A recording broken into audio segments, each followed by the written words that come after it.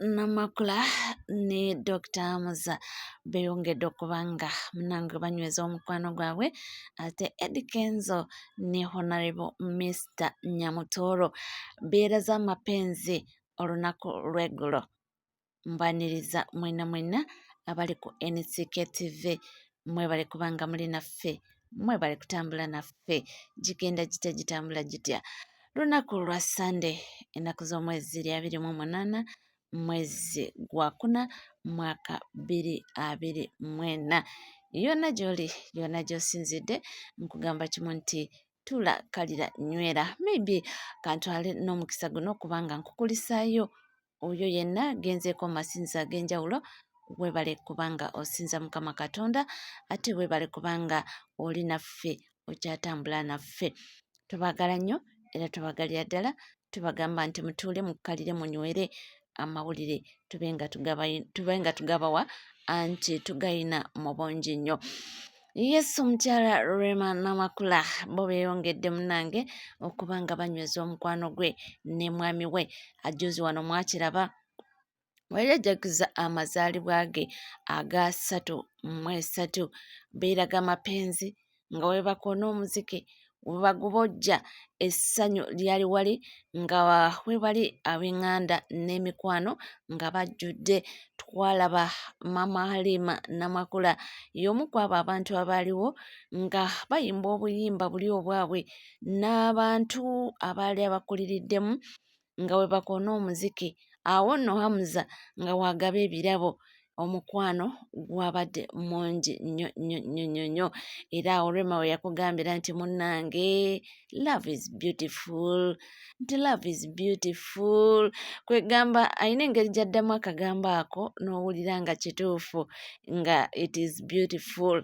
Era olunaku lwabadde lw'eggulo awo nno yabadde nga sharinga obufaananyi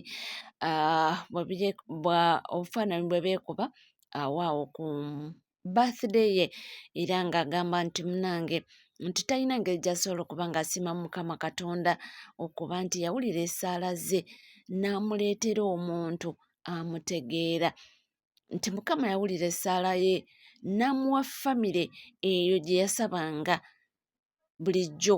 In fact ye mu bigambo byagamba nti ye yasabanga mwami naye ate teyalowoozangako nti Mukama ajja mmugemulira n'amuwa omwami n'amuweerako ne famire emwagala ennyo kubanga agamba nti abalamu be bamwagala okufa obufi, nti bamwagala nnyo okufa bufi, mbu bava mu kuba balamu be ne bafuuka abaganda be. Agamba nti omukwano gwe bamuwa mu butuufu tegugabika, nti si gwagamba mbu gwa wa sisters in law kwegamba nti bamulagira ddala omukwano n'abeeranga muganda we oba muganda waabwe. Kyagamba nti yali takisuubira mu bulamu, ye mbu yasabanga Mukama Katonda kintu kimu kumubuleesinga n'omwami. Omwami oyo ajja kumuwa amaka kwegamba abeere mukyala nga mukyala ali mu maka ge. Agamba nti ekyo kye yasabanga kyokka, bwe teyamanyanga nti Mukama Katonda kumbi ajja muwa omwami, ajja muwa amaka ate amuweereko ne famire endala emwagala ennyo. Kwegamba agamba nti wabeera mu balamu be aba alinga alina abaganda be kubanga mbu omukwano gwe bamulaga munnange gwa kiimemete. Oyo ye mwana muwala Rema Namakula. Ate nno ebyo ebigambo aludde ng'abyogera naluli bwe bagendera e Dubai n'abo ba sisters in laws baabo era yakyogera n'agamba nti ate mbu ye mu bigambo byagamba mbu bamukolera surprise, mbu yali takimanyiiko nti agenda nabo, yali amanyi nti agenda ne Dr. Eka naye yagenda okwesanga kumbe nabo nga kwe bali nga bagenze celebratinga mazaalibwa ge. Munnange abaakolamu akasente we kaba kali why not. Ate munnange twalabye olunaku lw'eggulo omwana mulenzi Idrisa Musuuza aka Eddie Kenzo, the big talent CEO, nabo beeraza amapenzi era ekitugumu ku Thanksgiving ya Honorable Lilian Abe. Beeraza amapenzi abantu bano. Eddie Kenzo nga wayimba ku siteegi, olwo nno nga Nyamutooro amujoyininga nga bwe bakikwasaganya bannange era nga Rema wagamba ati love is beautiful, indeed love is beautiful. Nalabye Eddy Kenzo essanyu yabadde nalyo nga beekutte ne mukyala, babadde beekutte ne mukyala we Honorable Nyamutoolo nga Eddy Kenzo aperforminga ku stage. Jjukira ku lweggulo babaddewo okusiima aba Thanksgiving y'omukyala Honorable Lilian Abba, babadde n'okusiima eyo ekitugumu gy'azaalibwa ng'asiima Mukama Katonda okuba nga munnange yalondebwa nga member of parliament, n'atava kuba member of parliament ne bamusimba ekifo ky'owa minisita. So yabadde alina okuba ng'asiima Mukama Katonda n'okwebaza abalonzi, abantu b'ekitugumu abaasiima ne bamuteekamu obwesige ne bamusindika nti genda otukiikirire. Era nno nalabye n'ebifaananyi, jjukira bano bonna abo basapoota ba PLU, naye jjukira bulijjo batugamba mbu PLU, that is Patriotic League of Uganda, batugamba mbu eyo si pate. Bulijjo bwe bakitugamba PLU mbu si pate. PLU mbegatta bibiina byonna Abannayuganda abali patriotic, mbu ng'oyagala nnyo ensi yo, abo bonna Bannayuganda, oba oli wa pate ki, oba oli wa pate ki, naye mbu ng'oyagala nnyo ensi yo osobola okwegatta ku PLU oba Patriotic League of Uganda. Era mbu si pate, si kibiina, si ki. Naye nga jjukira akulembera PLU oba chairman wa PLU oba Patriotic League of Uganda ye mukulu Generaali Muhoozi Kainerugaba.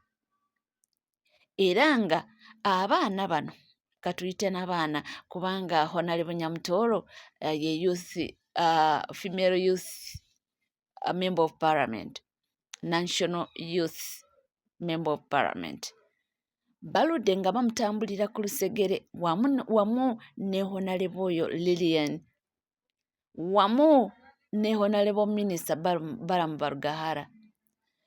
Bangi baludde nga bamutambulira ku lusegere era babadde nnyo nga buli gy'alaga babaayo, oba alina celebration ki babaayo, oba alina kyagenda okulaba babasimbye ebya minisita, kitegeera.